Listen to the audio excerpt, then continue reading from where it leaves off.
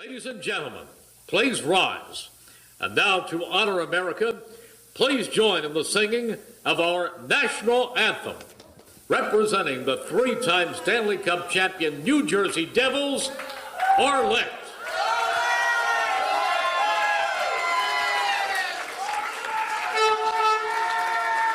I feel like I'm at a game. Oh my gosh. Oh, say, can you see by the dawn's early light what so proudly we hailed at the twilight's last gleaming, whose broad stripes and bright stars through the perilous fight o'er the ramparts we watched were so gallantly streaming, and the rocket's red glare, the bombs bursting in air, gave proof through the night that our flag was still there. Oh, say, does that star-spangled banner yet wave o'er the land of the free and the home of the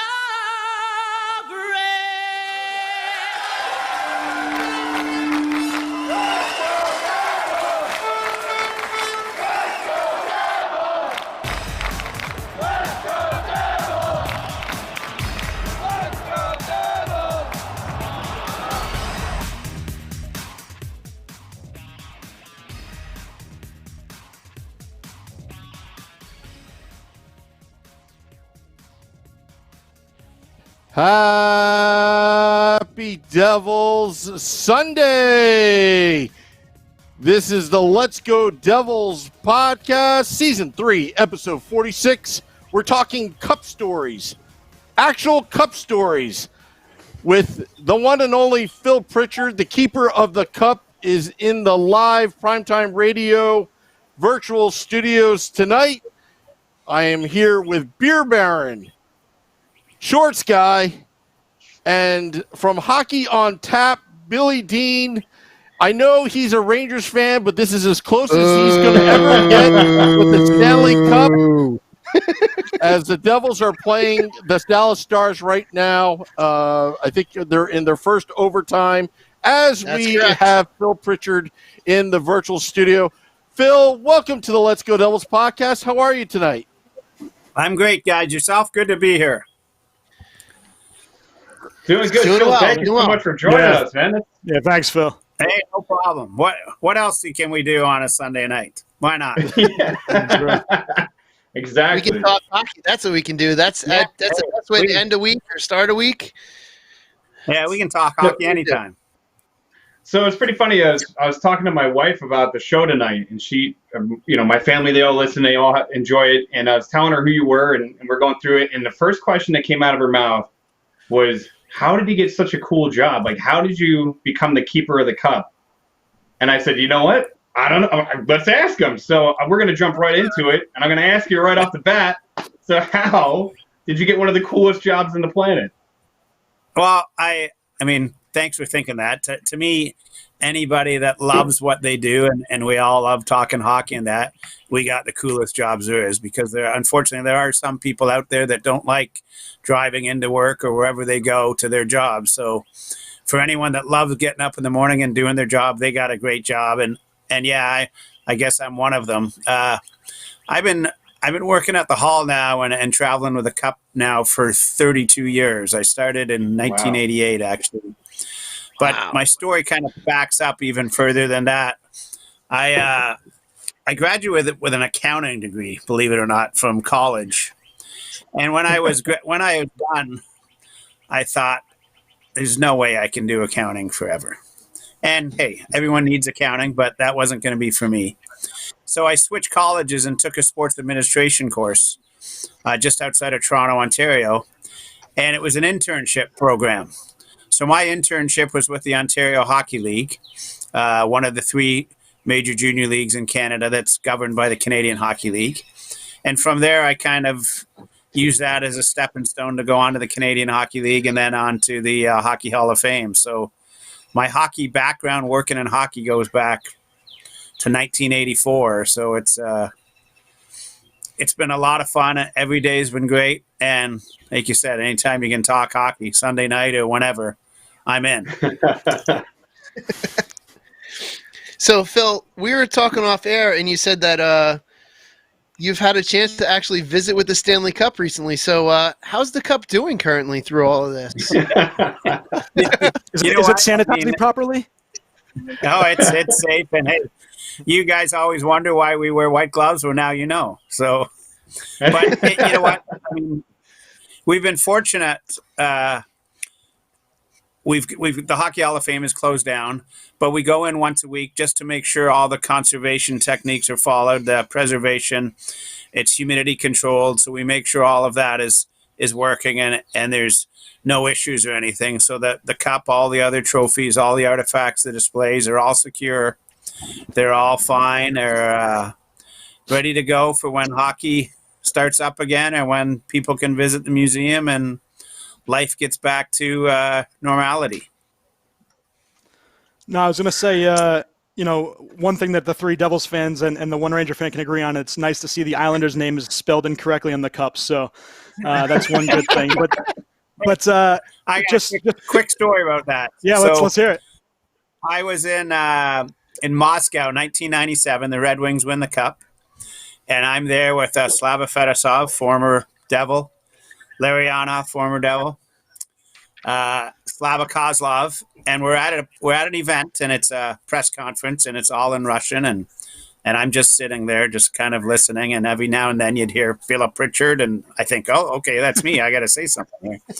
And Igor Larionov looking at the cup, and he's reading through it, and I'm showing him some mistakes.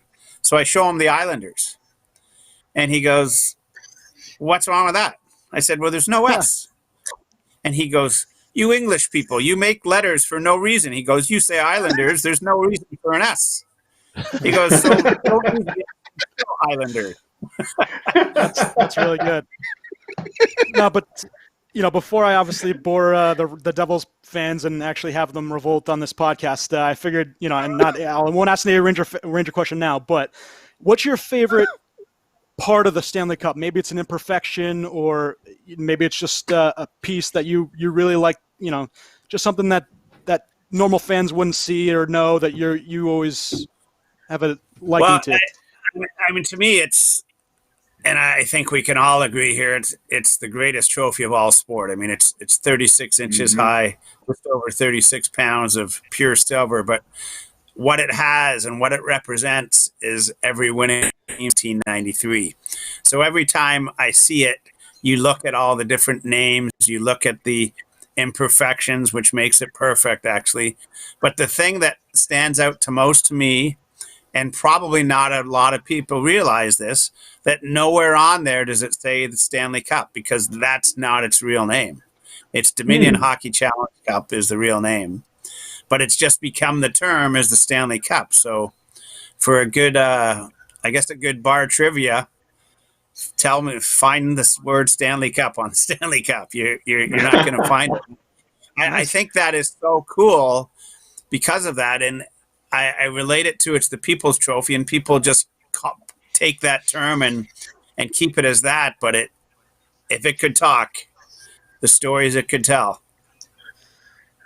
Yeah, which kind of leads me into my my next question is, there's been many stories that we've heard leaked out into the public of the crazy adventures that the Cup has gone on. Have you ever picked up the Cup and you're just like, what did you guys do? What have you done? Well, I mean, first of all, we stay with the Cup all the time. So wherever it's at. So you get the party too. Or one of the other Cup guys are there. Yeah, wherever it goes, we're there. So for the parades, for the team parties, the player parties, when we're doing charity events or hospital visits, we're always there. But to answer your question, yeah, it's amazing what happens in the course of the day and when the cup gets passed around. And sure, it's been dinged and dented. I guess when all of us are 127 years old, we're going to have some dings and dents in it as well. But I think that's what really tells the story of the Stanley Cup is these perfect imperfections that, if they could all come to life, would tell you a different chapter in the life of the Stanley Cup. And each year there's a new chapter and there's new paragraphs that are told, and all of those scratches, dents, and nicks all would be one as well. Yeah, so everybody on Facebook Live, Twitter, Periscope, YouTube Live, and Twitch, we have Phil Pritchard, Keeper of the Cup. You can find him at Keeper of the Cup on Twitter. Anybody that has a comment for Phil or a story or any kind of questions, let us know. You can comment down below on Facebook Live or tweet us or whatever. One question that we have from Joe Stanslow, do you have a few favorite New Jersey Devils Stanley Cup parties and gatherings, like any favorite moments that come to memory? I mean, you have plenty of them, 95, 2000, 2003. Yeah, I mean, obviously there's 3 times there. And they're all unique in their own way. And I think what amazed me is the first time they won, I believe the parade was right in the parking lot there, right? Yes, it was. Meadowland. Yeah, it might have been there all 3 times too, actually. But it was like a team that didn't have a home, but they had so many followers, and it was so special to see all the people come from all over the place into the Meadowlands, and we toured that giant parking lot around the stadiums and that, but the fans that were out were so special. And the guys, I mean, the first time they won, they were very young, and obviously they got older, and Marty Brodeur got older and more mature and had the 3 boys and everything. So the parties changed over the years. And then flash forward even more years than that, Billy Guerin now goes to Pittsburgh and wins it one more time as a player, and then twice more as in management. And it's funny you mentioned about the Devils, because last time we were with Billy Guerin at his house in Pittsburgh, we looked back to, was like 23 years earlier or something, when Billy had won the cup the first time with New Jersey, and how much his parties have changed, how much the Stanley Cup parties have changed as well. And this social media is a big reason why it's all that change, because the parties have gone from, I guess, very personal to very open because of social media. So everybody can see what's going on. And the first Billy Guerin parties, there wasn't really, cell phones weren't that popular then. Everyone had have a Polaroid camera or something, so there would be no instant photos or anything like that. It's changed. New Jersey Devils were part of that whole scenario. Working with Lou Lamoriello and his assistant, Marie Carnival, they organized the whole thing. And obviously when you get 3 times at it, you become pretty good at it after a while to organize the whole Stanley Cup summer and that. So they were all special, and they aged out and saw some of the guys that were young became veterans and see how they grew up through their Stanley Cup parties. So, Phil, over the course of your time with the Cup, you've traveled, around the world. Is there any place in particular where, you really loved going to just as a location, whether, North America, Europe, anywhere like that? Yeah, you know what? It's funny because I think we've been to 29 different countries with the Stanley Cup now. We've never been below the equator. Okay. But apparently there's almost 90 countries in the world now that are playing ice hockey. And they all arguably want to play in the greatest league in the world, the National Hockey League, and win the Stanley Cup and bring it home.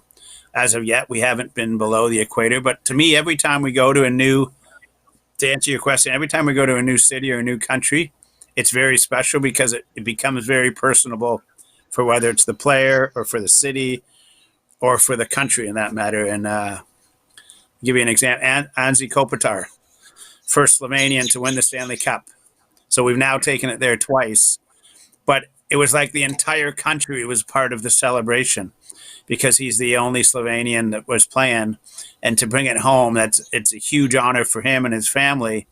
But to see their celebration and then compare it to one like in Cranbrook, BC with Scotty Niedermeyer when he brought it back the first time, it was very much community and not a big thing like it was with Kopitars where it became a country thing. So I think each one is different to answer your question, but every one is so special. So now, with the recent Cup winners like Ovechkin, guys that have been around for a while and, haven't won a Cup and finally get it. Hopefully Hank is the next guy to get that, but we'll talk about that later. No. So has there been any player but he's on the Avalanche. Yeah. Has there been any player that you've especially been happy to see win? And is there a player in the future that you're hoping that maybe you've met before and you've talked, and is there a player that you think you'd want to be able to hand that to? Well, you know what? I think it's always special when a veteran wins it, like when Ovechkin won it a couple years ago with Washington. It was really unique to be part of that whole celebration and what started in Vegas and ended up in Washington and then on to Moscow and back. It was great to see all those veterans when Ray Bourque did it in Colorado. It's so unique when a veteran wins it because they've worked their heart out for it. I remember talking to Jeremy Roenick a couple of years ago, and he was in the Stanley Cup final the first year he played as a rookie. Unfortunately, Chicago didn't win then. But he told me, he said, I remember playing as an 18-year-old. I get to the Stanley Cup final my first year. And he goes, all I heard my whole life is how hard it is to win the Stanley Cup. And he goes, at 18, I get to the Stanley Cup final. And he goes, I'm thinking to myself, well, I got here now. I mean, I'm going to get here a bunch more times. We're going to win it one time. He never got back to the Stanley Cup final again. So I think the guys, their attitude and their appreciation changes as they get older. It's always cool to have a young guy win it or a hometown guy. Pat Maroon won it in St. Louis this year from St. Louis. That day he had with the Cup, he was so appreciative to the people of St. Louis and to his family that have watched him grow in that. And it was such a special time for a St. Louis born to play on a Stanley Cup St. Louis Blues team. And it's those kind of stories that I like. Are guys up and that could win down the road. Like I said, I love seeing the veterans win for the first time. It's always special to me. So I heard Hank. Yeah, when he's not when he's on anybody but Adam the Rangers. Henry. Well, Phil, we had Jim Dowd on. Anyway, who's this guy? Who's this Hank guy you guys keep talking about? I don't know. Phil, we had Jim Dowd in studio last week, and Jersey guy. We told him. I mean, I told him that he meant a lot to a lot of us that were just kids watching him win the Cup for the first time. Do you remember anything about back in '95? I mean, being Jersey homegrown, which back then that was like unheard of. Yeah, it's right.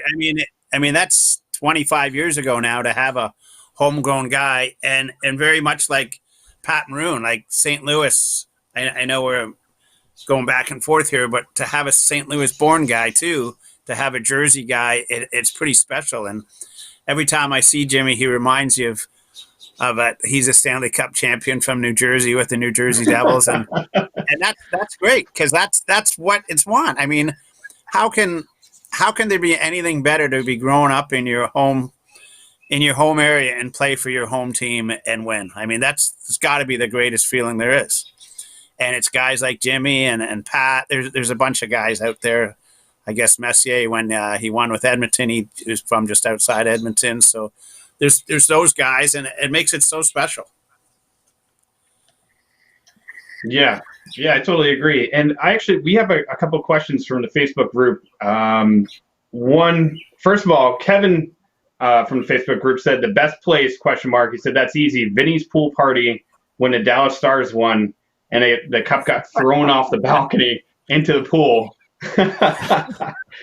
which is pretty wild. And then another question that I came across was, oh no, well now I lost it. Now I'm like going back because I got stuck on that one. How is Mike Bolt doing? This is from Tony Caparelli. How is Mike Bolt doing? He brought the cup to his art class he teaches over at the Fashion Institute of Technology, and the cup was actually their model for art. And being an art teacher, I'm totally all about that. Yeah, you know what? I mean, first we'll talk about Pantera '99. If someone ever asks me the craziest summer, that's without a doubt the 1999 Dallas Stars. It started off that way, and I mean it started off crazy because it was in Buffalo, and I mean the whole overtime goal and all of that discussions about it, and that it continued right through the summer in downtown Dallas and throughout Texas. And who would have thought 30 years ago that a team from Texas would have a Stanley Cup champion? Yeah. But Dallas Stars brought Dallas to hockey. Their high school hockey program is huge now, and it's all because of the Stars and bringing the cup and sharing it in so many places, including Pantera and Vinny's house. The pool was it was an in-ground pool in their house, and it was in the shape of a Crown Royal bottle. Nice. The whole bottle was the pool, and then the hot tub was the lid of the Crown Royal bottle. So, you know, when three guys from a rock band live together, that's, you can guess what kind of parties you're going to. but again, that was 1999, before social media. So the people that were out there, they got the photos, and there's not a lot of those photos out there. There's a lot of memories of it. And it was funny that night. So that night we started off at a biker bar because there was about 5 stars that rode Harleys. So we went to Craig Ludwig's biker bar, and then we ended up at a Brett Hall party and then Pantera's party. Well, the next day or the next morning, we had to be at the owner's office for 7 a.m. and then the parade started at 10. So it went really late. We got the cup out of there, cleaned it off, went to the owner's place, his office, because they had a breakfast party before the players all showed up. And it was about 9:30. The players all showing up. They all got their sunglasses on, and they're all inside wearing sunglasses. So that kind of gives you an idea of what night went. I was gonna say, was Brett Hull singing Gloria? You got to flash forward 20 years for that one. Yeah. So second question, the art and that with Mike Bolt. Besides myself, there's a few other guys that travel with the cup. And actually, when we did that art model thing, there's been so many drawings and paintings done of Stanley Cup champions with the cup before.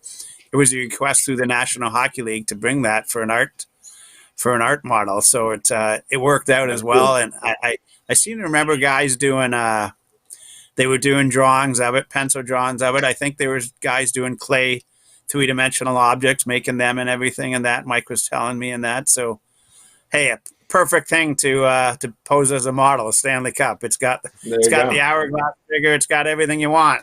The perfect model. Yes.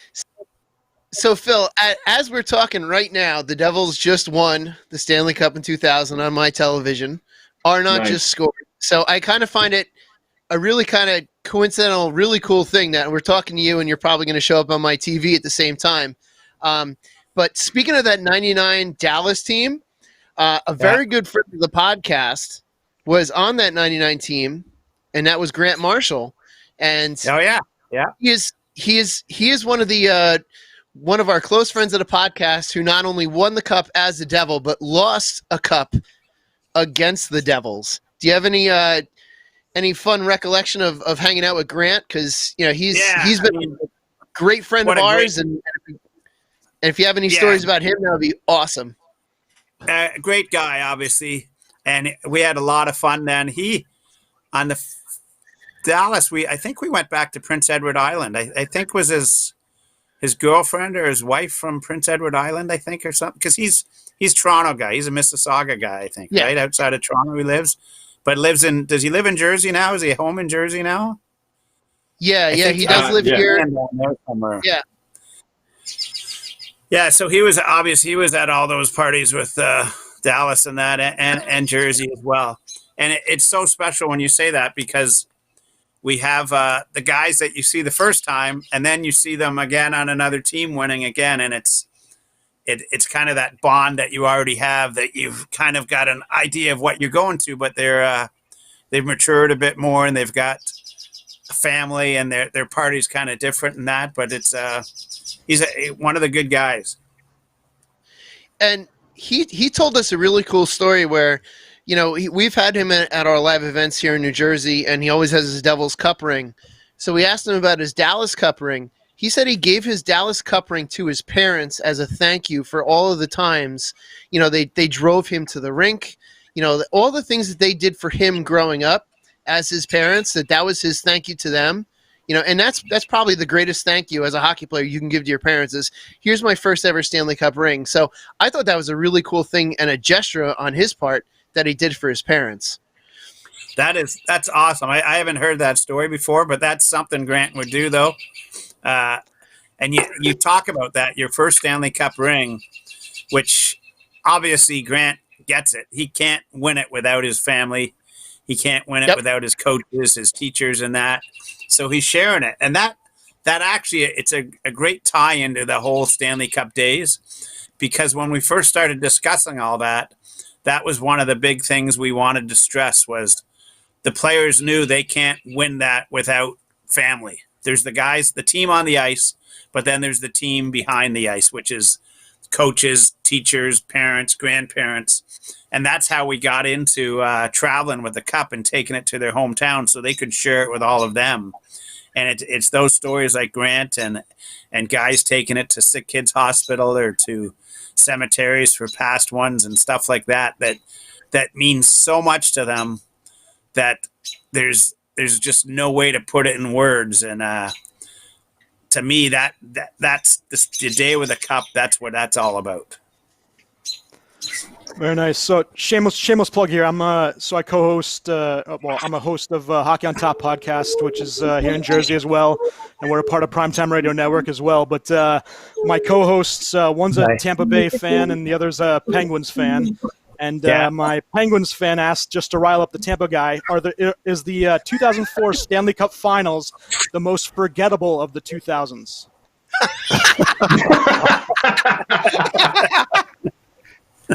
Take that, Schwim. Schwim will love that.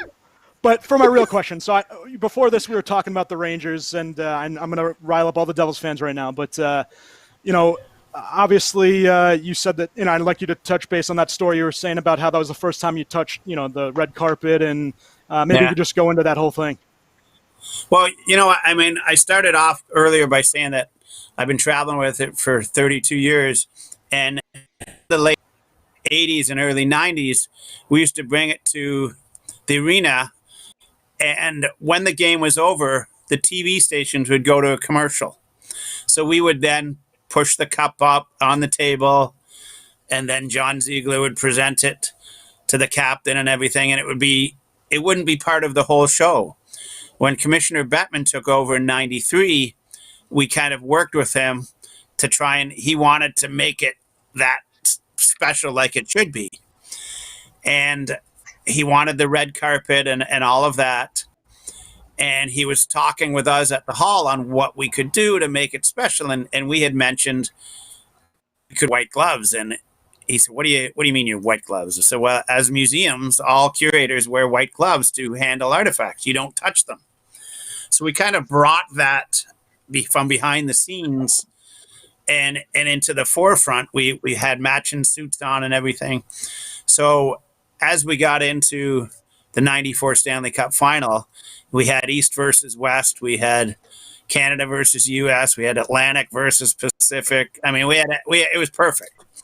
And then it goes to 7 games, but all the TV stations knew were to not go to a commercial when the game was over.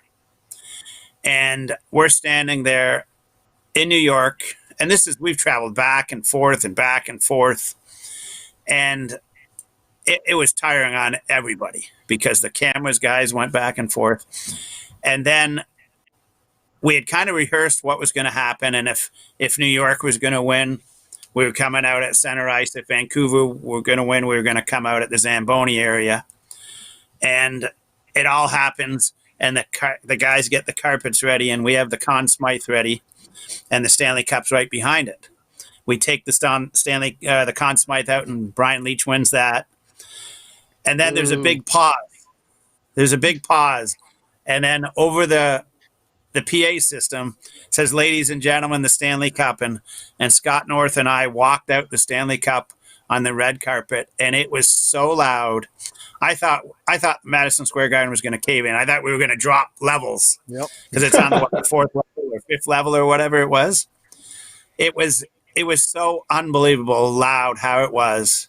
And even that night in New York, out on the streets and on Broadway and everything, it was crazy. But that was the very first red carpet that we did, and it kind of just built into New York. And it was going to happen, whoever was in the final. And hey, it was on Broadway and everything, and it was the mecca of the media universe. So it worked out perfect, and we've been doing the red carpet ever since. Yeah, I mean, it's, I was a fan. Obviously, it was a fantastic moment. These guys will give me grief, but I do have a quick follow-up. Maybe that was one 26 years ago. Get over it. Yeah. Maybe one quick. That's what Adam Henrique helped us do. Oh, man. But maybe one quick, if you have one quick Ranger story about the celebration, maybe something that, everyone talks about the scores with Messier or, some of the big parties that maybe you have one quick fun story to talk about that Rangers. I remember, and I think it was I could be wrong on where it is. I think it's Upper East Side. They were at bars, and Kyprios and Messier were kind of running things. And they sat it out in the middle of the road.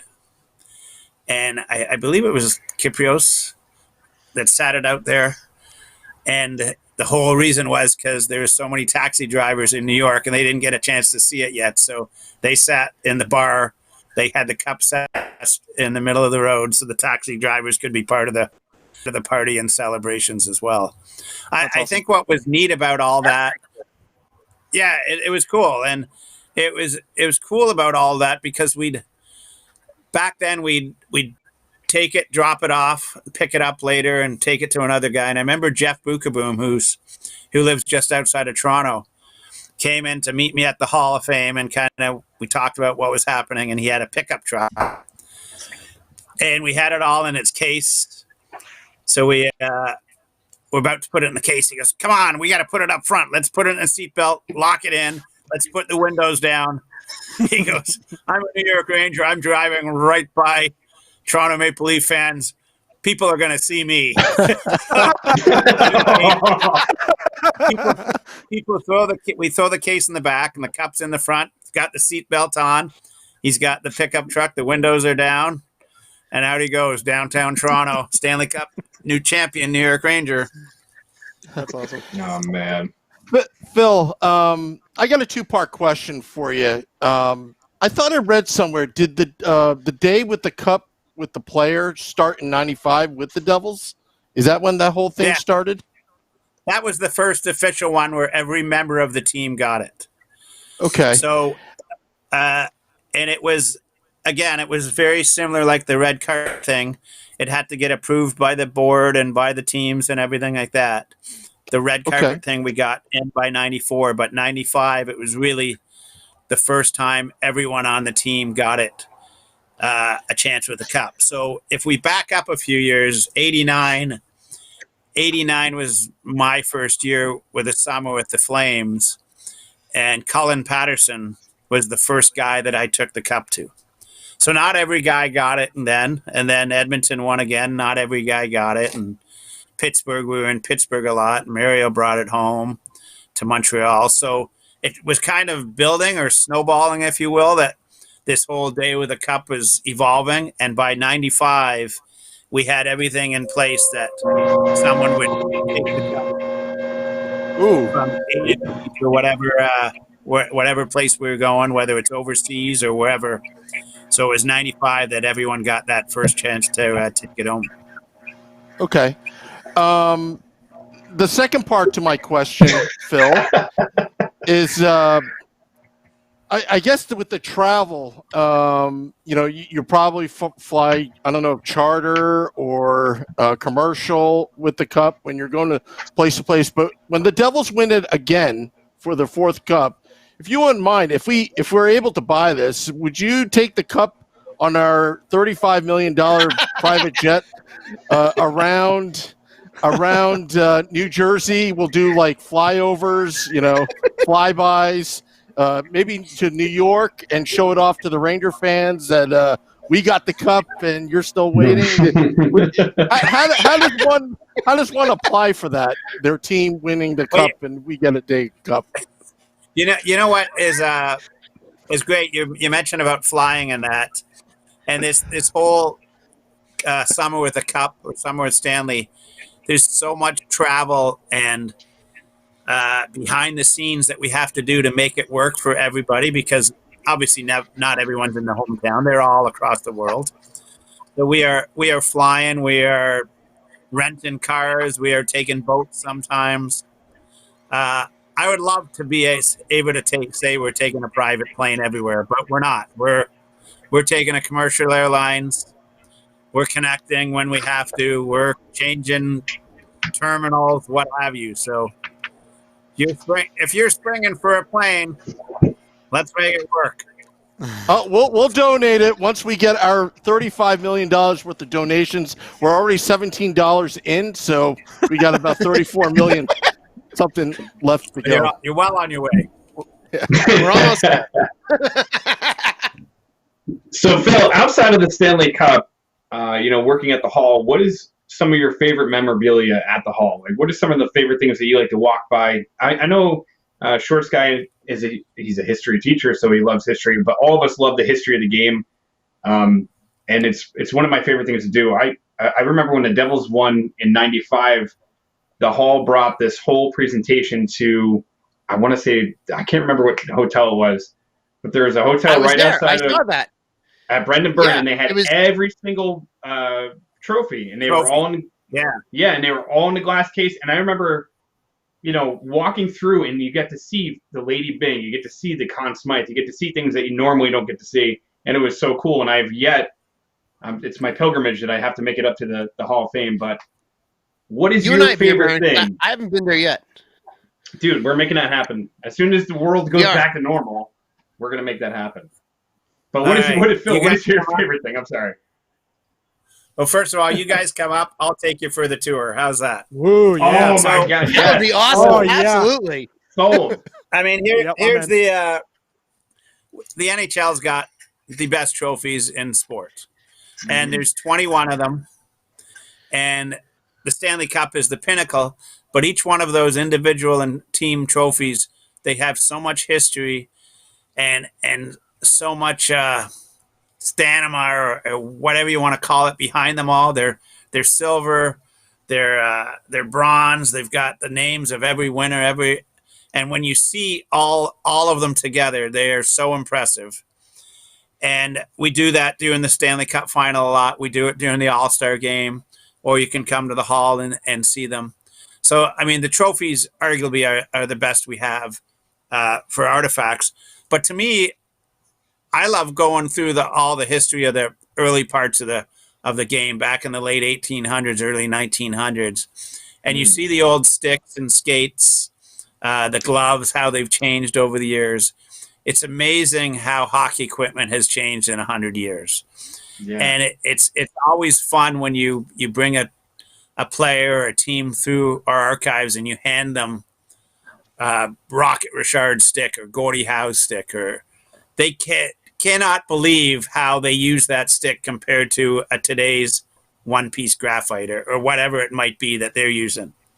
And I think that's what's so special, because your history is a big part of the whole story, and you're only as good as your past, and hockey has such a great history. All the teams, the names, the history of the divisions, and the history of the names of the trophies, all of that they have done so well.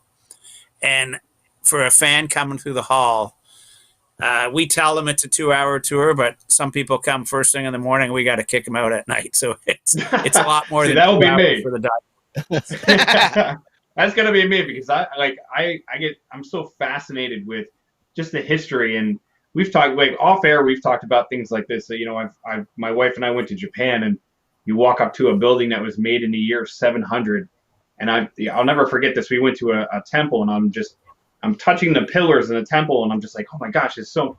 And some guy goes, "What are you doing?" And I'm like, somebody made this with their bare hands in the year 700. This is history, like real life history in front of you, and that's how I feel about, going into the Hall of Fame. Like, I just want to be able to look at everything and just soak it in. So you'll probably have to kick me out at the end of the night. That's all right. But it's so true there. There you're wearing a modern day, is that one of the Adidas jerseys? Like, that jersey has changed so much since the old sweater from the 1910s or 1920s, when there was no heated arenas, when there was no TV lights. So they needed the jerseys not only for obviously the logos and that, but it also kept them warmer too in that. So technology has changed hockey so much, and the speed and the off-ice training that guys do now. The game is so much faster than it used to be, and all the equipment has to do with all that. And we try and tell that story at the Hall of Fame. Yeah, Phil, when we do make our way up to the Hall of Fame, I know I'm probably speaking for Beer Baron when I say this, we'll be there before the doors open, because when I go through a museum, I'm reading everything. And, like Beer Baron said, I'm a history teacher, so we go to D.C. for the 8th grade class trip. And the worst mistake the kids can do is let me go first, because I'll read everything. So feel free to so when we're there, side note, when we're there, just feel free to take some time with us. But kind of going back to what Sam was saying, when you travel with the cup, and do you just I feel weird just asking like this, but does the cup just kind of go into the cargo hold of the plane, or does it actually get a seat on the plane? It just seems so odd, just like let it get loaded in like luggage. It's a great question. And when we talked earlier about the summer with the cup and how we work out all the travel details, that's a huge part of it, because based out of Toronto, our traditional airline is Air Canada. So from there we can connect in the States through United, and if we go to Europe through Lufthansa or something, or what have you. But we work with Air Canada, and I'm basing this all out of Toronto here. We get a hold of Air Canada ahead of time. They know we're coming. So when we check in, they're ready for us. They know we've got to clear. Obviously, you got to clear TSA. Everybody's got to clear that. Doesn't matter what you have. Mm-hmm. You got to clear security. Then we have to clear customs, because we are leaving our country going into another country. And you fill out your customs form, and the guy says, "What do you got there?" And you say, "Tail in the Stanley Cup." So one of two things is happening then. He is either a huge hockey fan, and we're waiting for a photo because he wants a photo with it, or he's not a hockey fan and he doesn't understand what it is. And when he doesn't understand what it is, you get called over to the side to the secondary screening, and all of a sudden you open this case and pull out this 36-inch silver object. It creates a huge crowd, and it's we can't just show up at the airport last minute and get on the flight, because it's not going to happen. We've got to be there in plenty of time for all these things that might happen or might not happen. Fingers crossed. We've always got it. It always makes it. We've missed a couple of flights, but we've always got it back. So I did hear an awesome story about you with the cup, and you actually got a sip out of it. And I was wondering if you could tell that. I'd heard it's a really good one. Yeah, it was. I have drank out of it once, and maybe we can start the story. I'm a firm believer. You don't drink out of it unless you've won it. You have to earn that right. Same with hoisting it over your head. I don't think you should hoist it over your head until you've won it. I think that's reserved for the guys that have worked their hardest for that. They've reached their pinnacle in their profession, which in this case is hockey. So they have earned that right. I have never picked it up over my head. I've carried it all over the place, but I've never picked it up over my head. In 1997, the first time we went to Moscow, and we were talking about it earlier with Igor Larionov and Kozlov, it was the first time in Russia. It was a huge, huge moment for not only North America, but for Russian hockey as well, because they were always viewed as the enemies. The 1980 Miracle on Ice, it's the Russians, Team Canada, Russia 72, it's the Russians, and it's us versus them and all of that. So for the guys to come over and leave their homeland and play in North America, win arguably the greatest trophy in sport, and they wanted to win it their whole lives as well, but to take it home, it was huge. So we were there 3-4 days, I think, because there was who else was on that team? Fedorov was on that team. Like, there was 5 Russians on the team. So we were there a few days. But the last day at the last party, we had the Minister of Sport there, and it was huge. And they're all drinking out of it. And Larionov comes over to me and he says, "Phil, come and have a drink with us." I said, "Igor," I said, "Sure, I'll have a drink. What are we drinking?" He goes, "We're drinking vodka." I said, "Great." So he pours it into the Stanley Cup, and I said, "Igor, I'm not drinking out of the cup." "Yeah, you are." I said, "No, I'm not." I said, and we have this discussion, and I'm telling him back and forth my thoughts on it. And he said, "I understand that." He says, "But this is special. We're in Russia for the first time, and we want you to celebrate with us as well." And I said, "Igor, I didn't win it. Like, for the people here, it's for you." And he says, "Phil, the cup wouldn't have came here if you didn't bring it. So it's an honor for us to have you here. We're hosting you here in Russia, and they all know that you're part of it. So it's like you brought it. You're part of the VIP part of it all." And I'm thinking, Igor, you got a good point. And Slava's standing behind him, and Slava's like 6'4". He's huge. And then he leans over and he goes, "Phil," he goes, "you don't drink out of it, you don't go home. It's that easy." You don't even give me a choice now. And he goes, "No." He goes, "Phil, we want you to drink out of it. We all going to drink together out of it, and we want you to be part of it because it's a huge moment in Russian hockey history, and you're part of it." So I did have a drink of vodka out of it. Nice. No, I think That's the only time I've ever drank out of it. Wow. Phil, now there are 2 cups, right? There's one at the Hockey Hall of Fame on display at all times, right? And there's the one that travels around. I've always wanted to ask this question. Do you ever get them mixed up, or the question, which one's the real cup? I'm kind of curious. I know that sounds kind of dumb, but I always wondered. No, but it's a great question. And if I brought you guys into the hall and put them side by side, you probably couldn't tell the difference by looking at them. I could show you some things on them that would tell the difference. The biggest difference actually is the weight of it, because when they did make the second version of it, they couldn't match the exact silver weight that was made in Sheffield, England.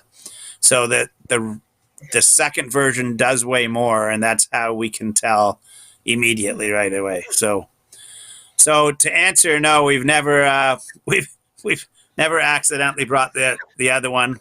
That's always on display at the Hall of Fame. But when the guys do win the cup, they win the real cup. Gotcha. So one of our Facebook friends actually asked a question before that I wanted to get back to. Has there Joe Stanislaw, he's a big fan of ours. He has his own podcast. He's a great guy. He wanted to ask you, did you ever present the Stanley Cup to a team that you just felt grossed out by? Like maybe as a kid, you were like, I hated this team. Maybe I'm like, well, first of all, the first part of this question should be, do you have a team that you root for or that you grew up rooting for that you got to present the cup to that you were like, man, this is so cool? And I guess the second part would be, did you present it to a team that you absolutely hate? Yeah, I grew up actually a Montreal Canadian fan. So for me, growing up, I was a Habs fan. When I started working at the Ontario Hockey League, I began to appreciate a good hockey game. It didn't matter what team we were playing. And then when I started at the Hall, it really didn't matter what team was playing either. I loved seeing a great game. In saying that, in '93, LA and Montreal played. And having the Canadians win, it was pretty special.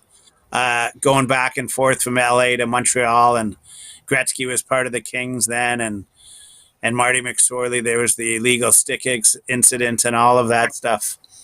But to me now, I get to hang out with the winners, regardless of what city it is or what team it is. So I'm thrilled throughout the summer. Is there a team that I'm not the biggest fan of? Like, because I was a Montreal fan growing up, I wasn't a Toronto fan. So it was. Well, don't worry, they haven't won it in a long time, so you. Yeah, I haven't really.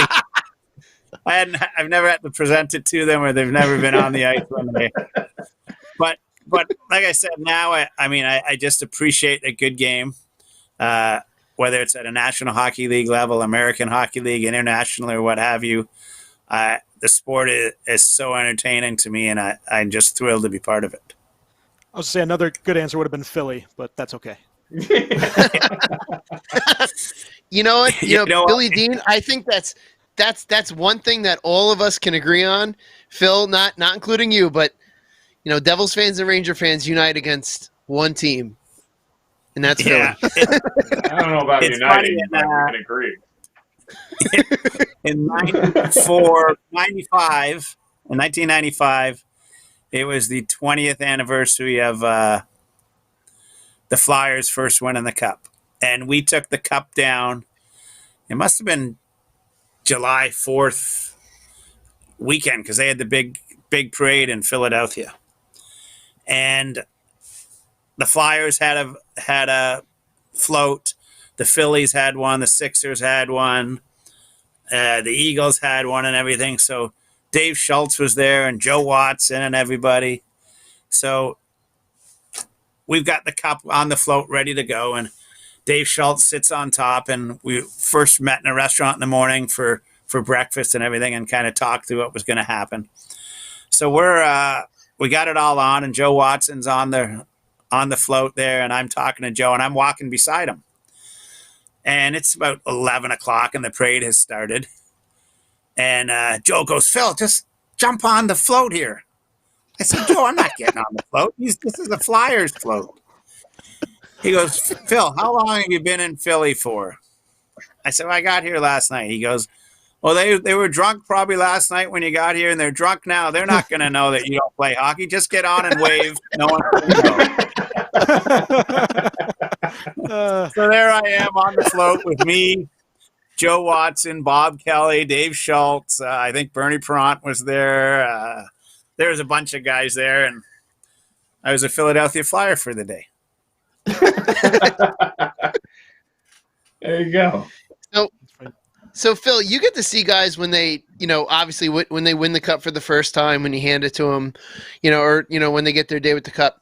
Is there something really special when you see some of those older guys who won it, like with the Flyers 20 years previous, and they get to see it again for maybe the first time in a couple years and hold it again? Like, is that just as special, or, potentially even more special? It's kind of like they're seeing an old friend again. Yeah, you know what? We've had that opportunity a lot with a lot of the alumni for guys that have won it before. And especially the older guys, 70s, 60s, and 50s guys that won back then, because they never got time with a cup. And now they have kids, grandchildren, And so it's so unique because they find their name on the cup, and then they start telling stories, and you hear the grandkids go, "Grandpa, what happened here?" And he starts telling a story that you've never heard before. So it's really special because for them, it brings back a magical moment in their life. And it's so special that you're part of that family as they're sharing the story with their kids and grandkids. And it's probably a story that you've never heard before. And I think that's what is really cool about it. And the great thing about the cup, like we were talking about earlier, it's got so many memories and so many stories. And to hear the guys share them and that, it's pretty special. Do you guys try to document those stories as you hear them, or do you just kind of take them in and just kind of file them away in your brain? Well, you know what, we do both now, and social media's got a big part of this as well. We try and take photos at every event we go to. So we have a huge collection of photos of the guys' days and that. For us, it tells a great story, but at the same time, it's their story. So we're not going to send out photos of Scott Niedermayer, the cup at his house or something, because that's his private time. If he wants to send those photos out, it's great.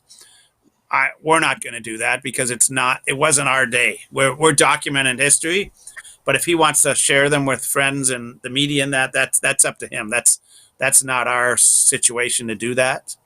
But they do understand. We take them and preserve them for history and all of that, but it's their story to tell. That is a great idea for a documentary, like a Netflix documentary, just to follow the Stanley Cup around from like the moment one team wins it to the moment the next team wins it, that whole year that goes by. That would be super cool. That'd be a great Netflix. Yeah, you got 365 with Stanley. Yeah, exactly. Yeah. Sounds like something the Primetime Radio Network can branch out to video. The Primetime Video Network with the Stanley Cup. Yeah. Ooh. Getting some ideas. We'll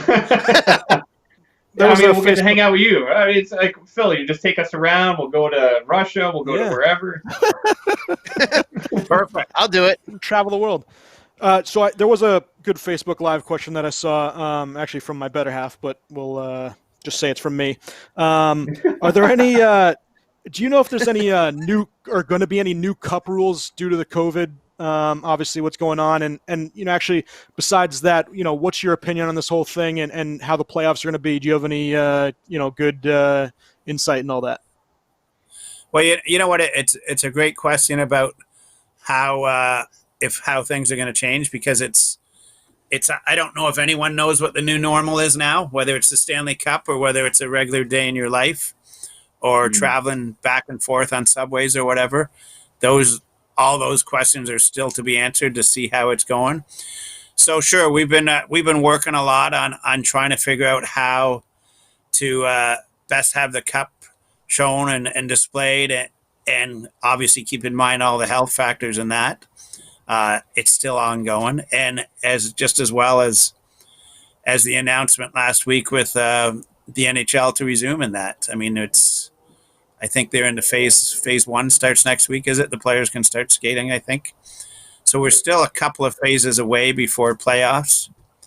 So, and that's still a month or two. So there's still a lot to go to see what happens. I think the great thing is everyone's working towards finishing the season and having a Stanley Cup champion, whether it's in July, August, September, whenever it is. To be able to have a Stanley Cup champion is pretty special, especially in this world, and the way it is right now with COVID-19, and there's so many uncertainties. At least the hope is out there to make it happen, and I guess time will tell.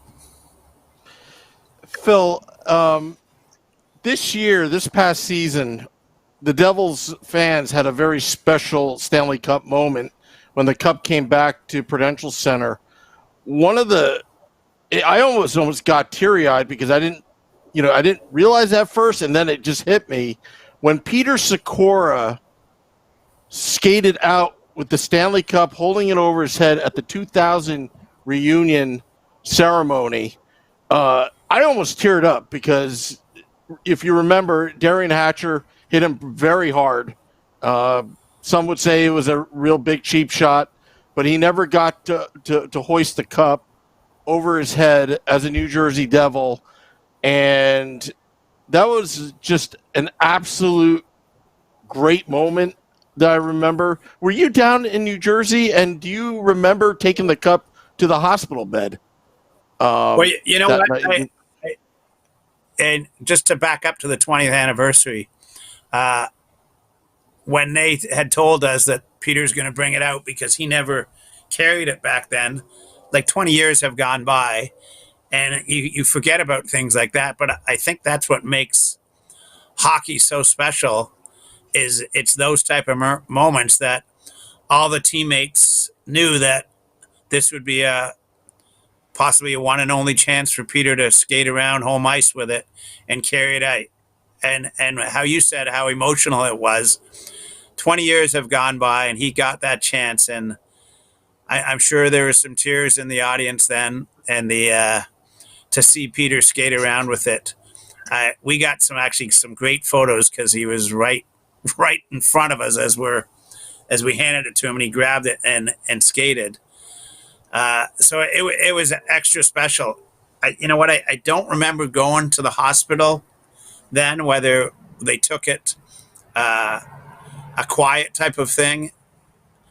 I remember Lou talking about we're doing some hospital visits and that, but I don't remember going to the hospital to see Peter when he was there.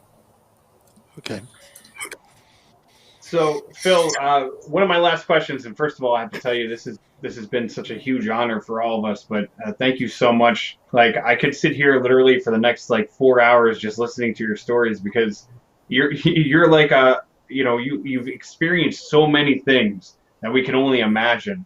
But the one thing that I wanted to ask you, which I don't know if we really covered in the very beginning, what is the strangest place that you have ever had to bring the Stanley Cup, where you walked out and you're like, where are we? I didn't know this country existed. Like, why is there a goat on the runway? Like, do you have any of those, like where am I kind of thing? Well, you know what? I don't have a goat story, but I do have a cow story for you. Philip Grubauer was the backup goalie for the Washington Capitals, and he's from the Bavarian Mountains in Germany. So we flew. Where were we flying from? I think we're flying from Finland over to Germany. So we flew into Munich Airport, and Munich Airport has all glass between when you land and where the people are, so you can see outside. So I could see Philip outside there, and all these people are getting photos with him. And I'm thinking, holy smokes, this is going to be huge. I didn't know that he was that popular in Munich, because he's from the Bavarian Mountains. He's a mountain guy. And so we get out there, and he's dressed in his Bavarian attire. It was like Oktoberfest. He had the little shorts on and the shirt and everything. Yeah, the and the beer. I hope he had the beer. Oh yeah, he had the beer. He had the lederhosen on. His town is up in the mountains. That's what they wear. So I say, Philip, I said, I don't want to be rude, but I didn't know you were this popular.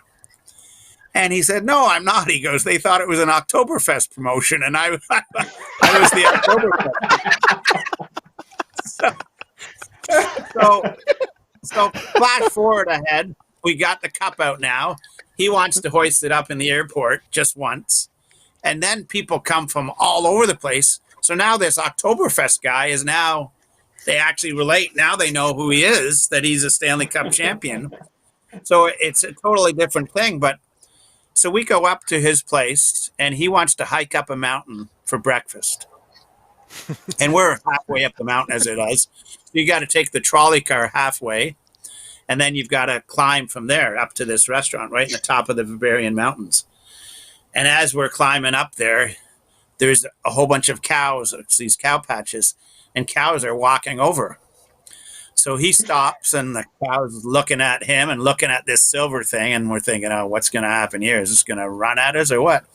So he kind of tilts the cup out a bit, and the cow comes and licks inside the bowl like there was something in there or something.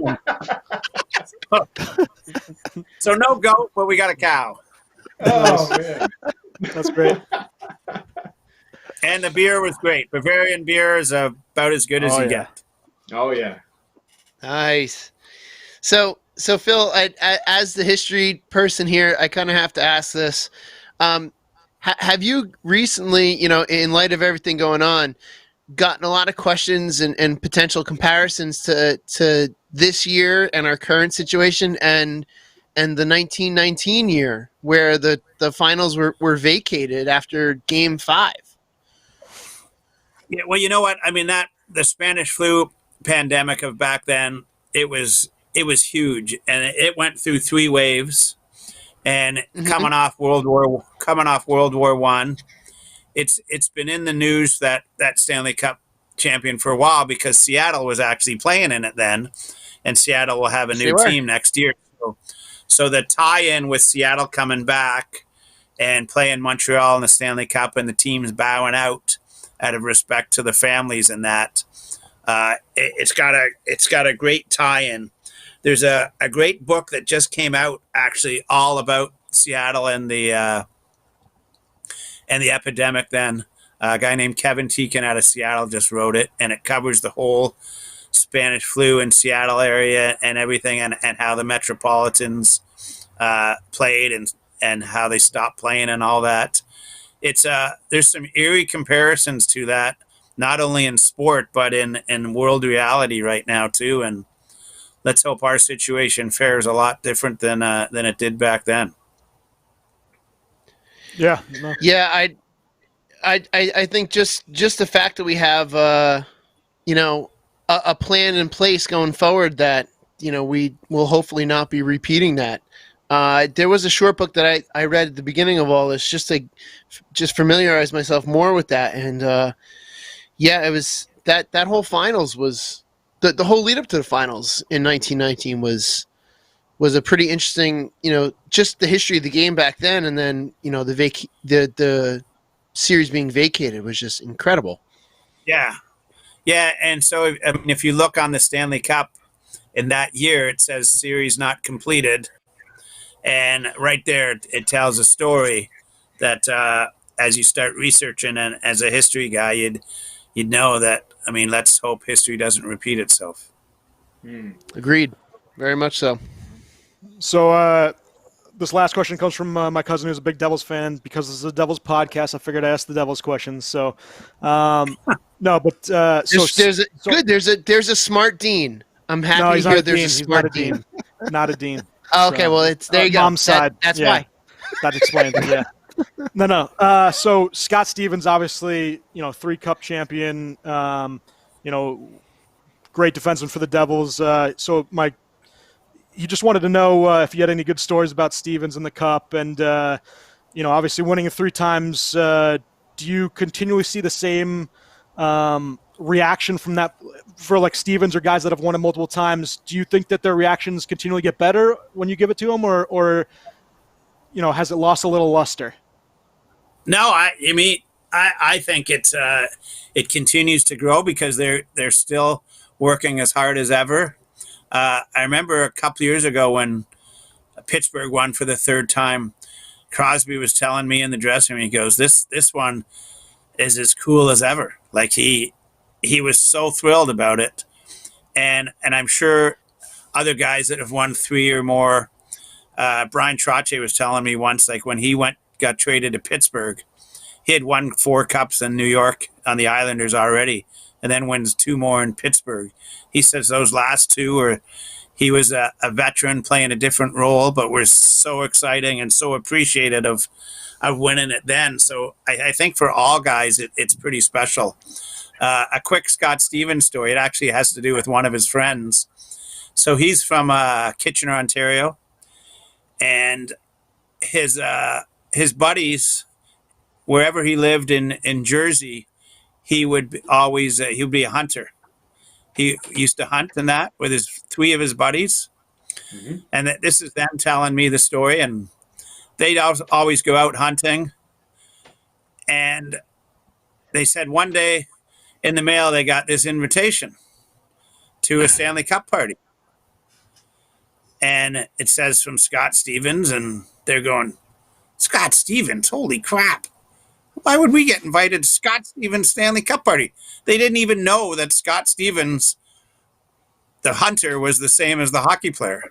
They just thought he was the hunter. He never talked about hockey.